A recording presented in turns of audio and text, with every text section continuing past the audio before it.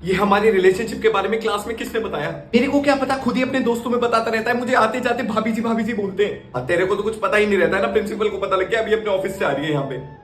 यार इतनी मुश्किल से अब जाके साथ बैठे थे हम। हाँ, ज्यादा से ज्यादा सीट ही चेंज कर देंगे। अभी तो साथ बैठना शुरू किया था। अंश, तुम्हारा सेक्शन चेंज हो गया, अपना बैग उठाओ, सेक्शन सी में जाके बैठो। हो रही तेरे दिल के दर पे मेरे, पढ़ाई नहीं होती है क्लास में, रो रही है यहाँ बैठ के। कभी मैंने ख्वाब सा, कभी उलझे जवाब सा, के चंदा में भी दाग सा, मेरे जैसा तू